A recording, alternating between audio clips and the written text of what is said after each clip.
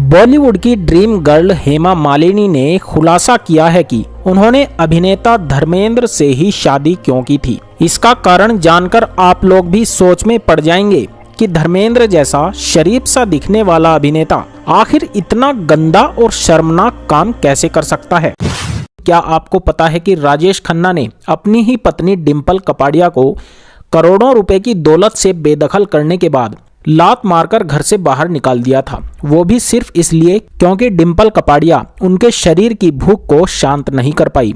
आपको बता दें कि राजेश खन्ना ने अपनी पत्नी डिंपल कपाड़िया को सेक्सुअल डैमेज पीस तक बोल दिया था। दोस्तों 70 और 80 के दशक में अपनी सिंपल ब्यूटी से लोगों का दिल जीतने वाली अभिनेत्री मौसमी चटर्जी ने बॉलीवुड की उस विचारधारा को हमेशा हमेशा के लिए बदल दिया था, जिसमें कहा जाता है कि शादी के बाद अभिनेत्री सक्सेसफुल नहीं हो पाती हैं। मिलती है जिंदगी में मोहब्बत कभी कभी।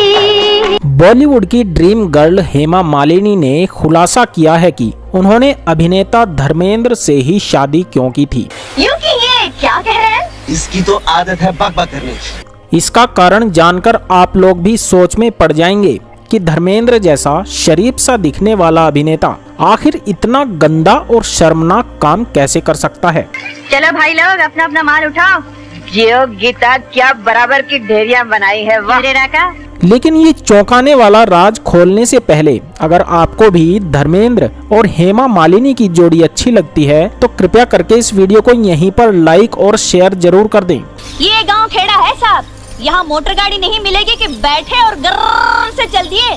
यहाँ तो बसंती का तांगा ही चलता है। जैसा कि आपको पता है कि आमतौर पर हमारे देश में कुंवारे लड़के लड़कियों की शादी का रिवाज होता है, लेकिन बॉलीवुड की हस्तियों ने इस ट्रेंड को तोड़ने का भरसक प्रयास किया है।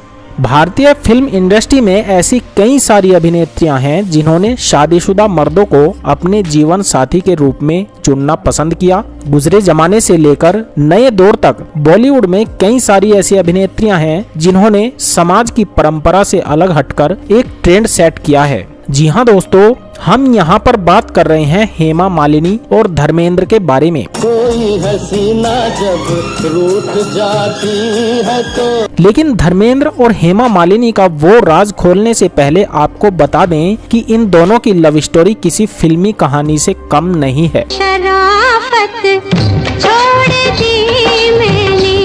दोनों की उम्र के बीच 13 साल का जबरदस्त फासला है। बात सिर्फ यहीं खत्म नहीं होती। हेमा से शादी करने के लिए धर्मेंद्र ने अपना धर्म और नाम तक बदल लिया था। लेकिन यह सब इतना आसान नहीं था। फिल्मों में आने से पहले ही धर्मेंद्र की शादी प्रकाश कौर से हो चुकी थी। दोनों के 4 बच्चे सनी, बॉबी, विजेता और अजीत भी हैं। धर्मेंद्र पहले से शादीशुदा थे और हेमा मालिनी एक साउथ इंडियन परिवार की। हिंदू धर्म में दूसरी शादी करना गुनाह माना जाता था, इसलिए धर्मेंद्र ने धर्म बदला और साथ साथ समाज और रिश्तेदारों से मिले तिरस्कार का भी सामना किया।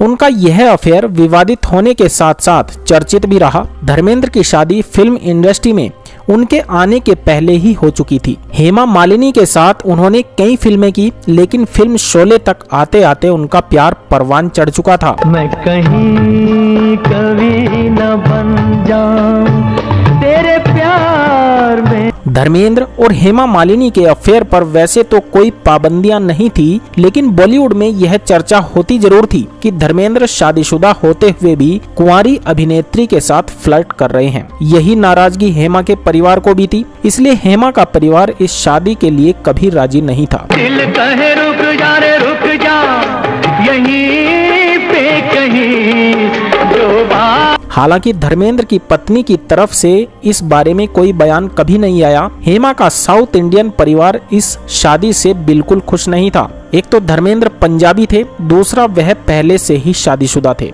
इसी वजह से हेमा मालिनी के साथ छुप छुप कर मिलते थे। हम तुम्हारे लिए, तुम हमारे लिए। कई बार हेमा के परिवार से कोई न कोई शूटिंग पर पहुंच ही जाता था। धर्मेंद्र और हेमा मालिनी वैसे भी शूटिंग के बाद बाहर कभी नहीं मिल पाते थे और अब शूटिंग के दौरान भी उनका हेमा से मिलना जुलना बंद हो चुका था।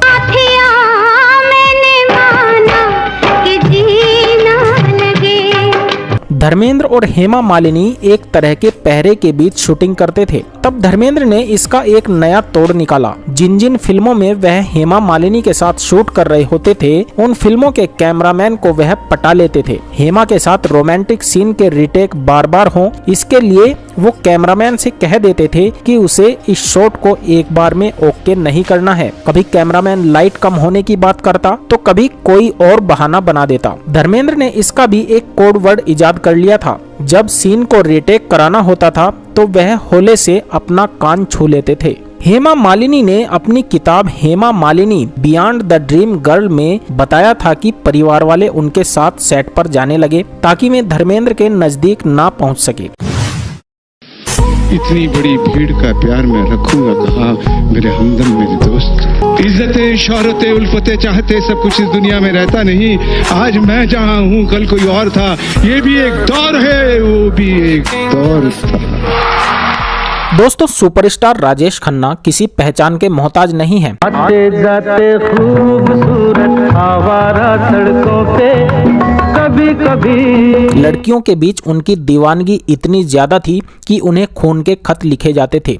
और तो और कुछ लड़कियों ने तो उनकी फोटो से ही शादी कर ली थी। लेकिन क्या आपको पता है कि राजेश खन्ना ने अपनी ही पत्नी डिम्पल कपाड़िया को करोड़ों रुपए की दौलत से बेदखल करने के बाद लात मारकर घर से बाहर निकाल दिया था। वो भी सिर्फ इसलिए क्योंकि डिम्पल कपाड़िया उनके शरीर की भूख को शांत नहीं कर पाई। आपको बता दें कि राजेश खन्ना ने अपनी पत्नी डिम्पल कपाड़िया को सेक्सुअल डैमेज पीस तक बोल दिया था। यही कारण था कि उनका नाजायज रिश्ता बॉलीवुड की कई अभिनेत्रियों के साथ रहा। इसके बावजूद भी उनकी पत्नी डिम्पल कपाड़िया का प्यार कम नहीं हुआ और उन्होंने ही राजेश खन्ना के अंतिम दिनों में उनकी दिन रात सेवा की। आज हम आपको राजेश खन्ना से जुड़े ऐसे ही कुछ इंटरेस्टिंग किस्से बताएंगे जिन्हें जानने के बाद आप ये सोचने पर मजबूर हो जाओगे कि राजेश खन्ना जैसा शरीफ सा दिखने वाला इंसान आखिर इतना गंदा काम कैसे कर सकता है। लेकिन उससे पहले आपको बता दें कि हिंदी सिनेमा के पहले सुपरस्टार राजेश खन्ना का पंजाब के अमृतसर शहर में जन्म हुआ था। उनका वास्तविक नाम जतिन खन्ना था, लेकिन उन्होंने अपने अंकल के कहने पर अपना नाम बदल लिया था। राजेश खन्ना ने कुल 180 फिल्मों और 163 फीचर फिल्मों में काम किया है। 128 फिल्मों में उन्होंने मुख्य भूमिका निभाई, जबकि 22 में दोहरी भूमिका निभाने के अलावा उन्होंने 17 छोटी फिल्मों में भी काम किया था। आपको बता दें कि राजेश खन्ना के जीवन में एक दौर ऐसा भी आया जब प्रशंसक उनसे इतना ज्यादा प्रभावित थे कि उन्होंने राजेश खन्ना के नाम पर अपना नाम रखना शुरू कर दिया था। दरअसल हम बात कर रहे हैं 1969 से लेकर 1975 के बीच की। उस दौर में पैदा हुए ज्यादातर लड़कों का नाम राजेश रखा गया था।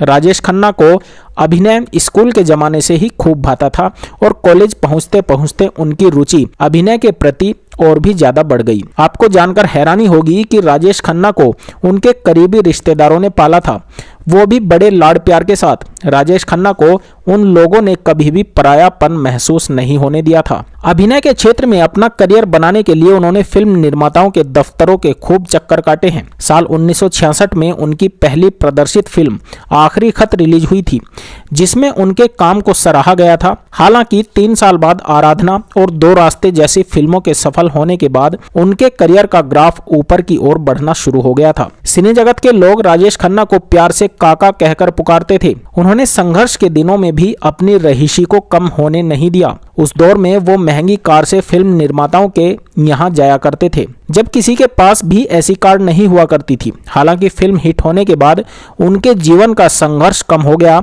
और उन्हें सुपरस्टार माना जाने लगा। उन्हें लंबे समय तक लोकप्रियता नहीं मिली, लेकिन उनके जैसी लोकप्रियता किसी और ने कभी हासिल भी नहीं की। राजेश खन्ना के अभिनय को देखकर लड़कियां पागल हो जाती थी। उनकी एक झलक पाने के लिए लड़कियां बेचैन हुआ करती थी। महिलाओं में खास तौर पर अपनी खास जगह बना चुके राजेश खन्ना दरियादिल शख्स थे। कहते हैं कि लोगों की मदद करने में कभी पीछे नहीं रहे। जब राजेश खन्ना बहुत बड़े स्टार बन चुके थे, तभी उनकी मुलाकात इंडस्ट्री की उभरती हुई स्टार अभिनेत्री डिम्पल कपाड़िया से हुई। डिम्पल उस दौरान युवावस्था में थी। राजेश खन्ना पहली ही नजर में डिम्पल को दिल दे बैठे। वहीं डिम्पल भी उनकी बड़ी फैन थी। डिम्पल की पहली फिल्म बॉबी सुपरहिट हुई थी, जिससे राजेश काफी इंप्रेस हुए थे। उस वक्त डिम्पल ऋषि को डेट कर रही थी, लेकिन बहुत जल्द दोनों का ब्रेकअप हो गया। जब राजेश खन्ना को पता चला कि डिम्पल का ब्रेकअप हो गया है तो उन्होंने डिम्पल को प्रपोज कर दिया। बता दें कि उस वक्त डिम्पल की उम्र 16 साल तो राजेश खन्ना 31 साल के थे, लेकिन उम्र भी दोनों के प्यार के बीच बाधा नहीं बनी। डिम्पल ने राजेश का प्रपोजल स्वीकार किया और जल्द ही दोनों ने शादी कर ली। राजेश खन्ना की अधिकांश फिल्में 70 के दशक के अंत और 80 के दशक की शुरुआत में बॉक्स ऑफिस पर शीर्ष पर रही हैं, लेकिन समय के साथ साथ काका का स्टारडम भी फीका पड़ने लगा और फिर सुपरस्टार इस असफलता को संभाल नहीं सके, जिसके चलते वह गुस्सैल और शराबी हो गए। परिणाम ये हुआ कि उनका वैवाहिक जीवन टूटने के कगार पर पहुंच गया। लेकिन इसके बावजूद डिम्पल उनके पक्ष में रही और कठिन दौर से गुजरने तक उनका समर्थन किया। लेकिन फिर जब समय आगे बढ़ा तो राजेश को इंडस्ट्री की उभरती हुई एक दूसरी अभिनेत्री टीना मुनीम से प्यार हो गया। अभिनेत्री ने काका के साथ 11 से अधिक फिल्मों में काम किया। तेरा साथ है तो वो क्या है, एक मंदिर है। दोस्तों 70 और 80 के दशक में अपनी सिंपल ब्यूटी से लोगों का दिल जीतने वाली अभिनेत्री मौसमी चटर्जी ने बॉलीवुड की उस विचारधारा को हमेशा हमेशा के लिए बदल दिया था जिसमें कहा जाता है कि शादी के बाद अभिनेत्री सक्सेसफुल नहीं हो पाती हैं। मौसमी एक ऐसी अभिनेत्री थी जिन्हें अपने एक्सप्रेशन दिखाने के लिए नकली चीजों की जरूरत नहीं पड़ती थी। वो अपने अभिनय को जीती थी और फिर जो उनका एक्सप्रेशन स्क्रीन पर आता था वो वाकई लोगों के आंखों में आंसू ला देता था। महज 18-19 साल की उम्र में ऑन स्क्रीन मां बनने से लेकर कैरेक्टर रोल तक में मौसमी ने अपने अभिनय का खूब जलवा बिखेरा। 26 अप्रैल 1955 को कोलकाता में जन्मी मौसमी का असली नाम इंदिरा चटर्जी है और ये नाम अभिनेत्री की बहन ने उन्हें दिया था। उनके पिता एक फौजी थे और उनकी मां हाउसवाइफ थी। मौसमी बचपन से ही एक्टिंग की दीवानी थी। वो हमेशा से एक बेहतरीन अभिनेत्री बनना चाहती थी और वो बनी भी। मौसमी कोलकाता में जहाँ रहती थी वहाँ कई फिल्म स्टूडियोज थे। एक दिन मौसमी वहां से गुजर रही थी, तभी मौसमी पर उन दिनों के मशहूर फिल्म मेकर तरुण मजूमदार की नजर पड़ गई और उन्होंने उसी वक्त मौसमी को अपनी बंगाली फिल्म बालिका वधू के लिए चुन लिया। मौसमी चटर्जी जो बचपन से ही फिल्मों में काम करना चाह रही थी, आखिरकार उनका वह सपना 1967 में बालिका वधू से पूरा हुआ। जब मौसमी इस फिल्म में काम कर रही थी उस वक्त उन्होंने अपनी हाई स्कूल की पढ़ाई पूरी कर ली थी। उनकी इस फिल्म में मौसमी के लाजवाब अभिनय ने लोगों को अपना कायल बना दिया था। फिल्म मेकर्स और डायरेक्टर उन्हें अपनी फिल्म में साइन करने के लिए बेताब थे, लेकिन अभिनेत्री के पिता नहीं चाहते थे कि मौसमी एक्टिंग करे। फिल्म बालिका वधू के बाद मौसमी का करियर आसमान ही छूने वाला था कि उनकी शादी हो गई। एक इंटरव्यू में मौसमी ने कहा था, बालिका वधू के बाद मेरे पास बंगाली फिल्मों की बाढ़ आ गई, लेकिन मैं अपनी पढ़ाई पूरी करना चाहती थी। हालांकि फिल्में मेरे भाग्य में थी। जब मैं 10वीं कक्षा में थी तब मेरी चाची डेथ बेड पर थी और वो चाहती थी कि वो मुझे शादीशुदा देखे, इसलिए उनकी इच्छा को पूरा करने के लिए मैंने शादी कर ली। उस वक्त मौसमी मुश्किल से 18 साल की हुई होंगी। मौसमी चटर्जी का रिश्ता उनके पिता ने अपने पड़ोसी हेमंत कुमार के बेटे और उस वक्त के मशहूर संगीतकार जयंत मुखर्जी के साथ तय कर दिया। दोनों ने बिना देर किए सगाई कर ली। भले ही कहने को ये अरेंज मैरिज थी, लेकिन मौसमी को अपने पति से प्यार हो गया था। आपको बता दें कि उनके पति संजय मुखर्जी को प्यार से लोग बाबू कहते थे। शादी के बाद महज 18 साल की उम्र में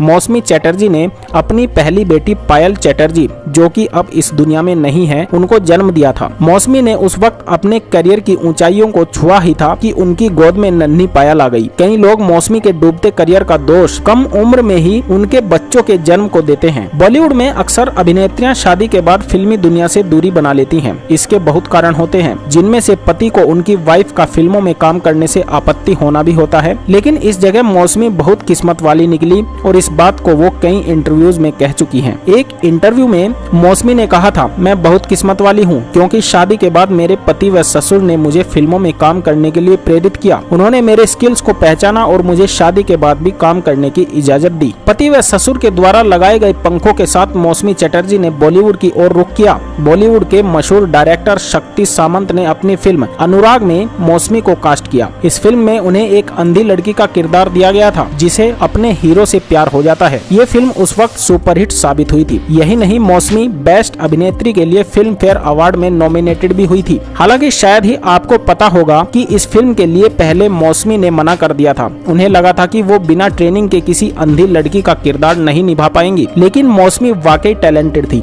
उन्होंने बिना किसी ट्रेनिंग के एक अंधी लड़की का किरदार बखूबी निभाया। मौसमी ने बताया कि वो पहली बार बॉलीवुड के स्टूडियो पहुंचकर काफी एक्साइटेड थी और जिन्हें वो पर्दों पर देखा करती थी उन्हें वो असलियत में देखने के लिए बेताब थी। मौसमी चटर्जी ने अपने 1.5 दशक के करियर में कई सुपरहिट फिल्में दी हैं, लेकिन सबसे बड़ी बात यह है कि उन्होंने अपने करियर के दौरान सभी सुपरस्टार्स के साथ काम किया था।